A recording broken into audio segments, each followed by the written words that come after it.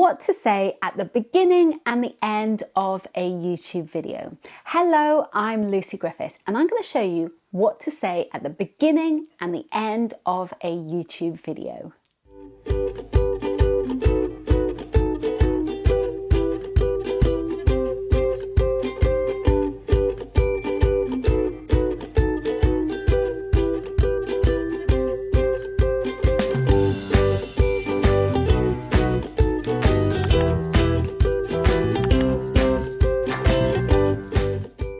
So the first thing that you want to think about when it comes to the video is actually SEO, search engine optimization. So you want your video to get found when people type a question into Google. They type the question and then you pop up as the solution. Now, YouTube is a massive search engine that is also very clever. It can understand what you say and matches it to the question that somebody types into Google or into YouTube.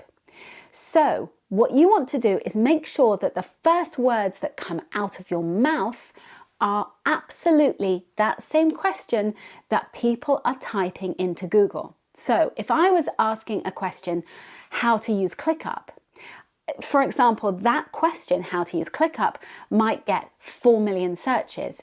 But if I drilled it down a little bit, I might say, how to use ClickUp. Let's compare Trello to ClickUp. So that means that the pool of people who are searching for that particular question has got a bit smaller. So you can be a big fish in a small pond. And once you're number one fish in that pond, then you can grow your audience and be in another bigger pool of people. So that's how you kind of spread the word about your video. So if you're going for a slightly quirky title, so instead of how to use ClickUp, it's how to use ClickUp and comparing it to Trello, you want to make sure that the words of the title are the same thing that comes out of your mouth. So how to use Trello. Let's compare Trello to ClickUp. Hi, I'm, say your name. So that's stage 2. And then introduce the video. You want to also make sure that there is some branding so people understand who you are, what you're about. So say what kind of videos you do, say who you are, what you represent. So people get that. If you want to have a trailer, have a trailer. So it really defines your branding and what you're about. Then go into kind of the meat of the sandwich, or vegan sausage, of course. So have the meat of the sandwich where you're doing the tutorial, you're doing the training, you're showing people that expertise, that how to. At the end of the video, you want to make sure that you are getting people to subscribe and like your channel and comment.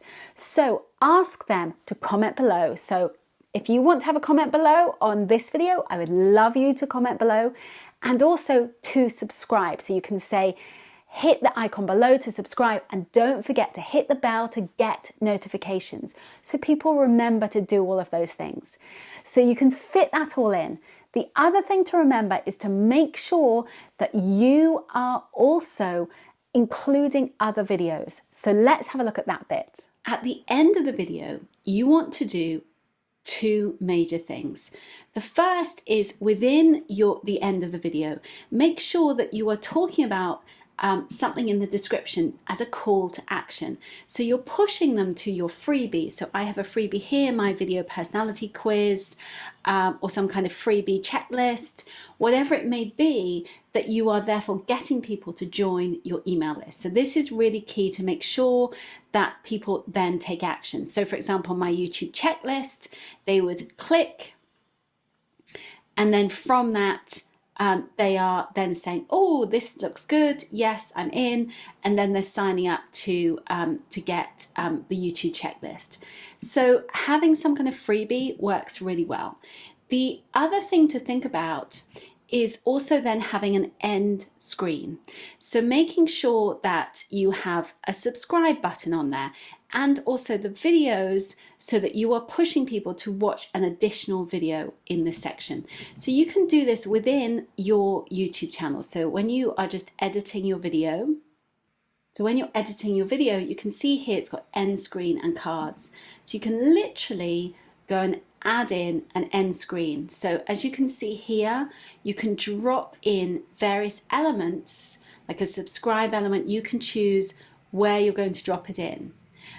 You can also choose, so this element you can drag along.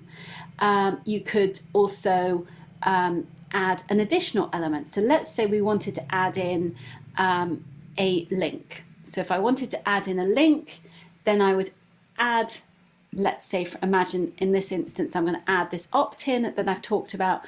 You can then, it needs to be verified, but you can then add in that opt-in. And so you then apply this.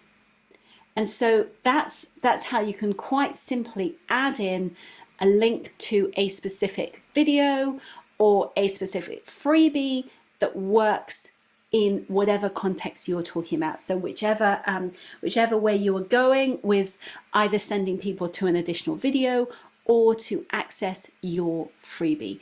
Either way, it works really well to drive people to your mailing list, because what you want to do is use YouTube as a lead machine. So it's bringing in new leads, new business for you, and then you're getting them to sign up to your email list where you can keep them warm, and you own that data rather than it belonging to a particular channel, whether that's YouTube or whatever social media you're using.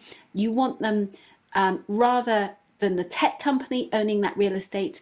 When it's your email list, you own that data, it's yours. If you'd like to learn more about this, I have a YouTube checklist that may be of help to you. Please click on.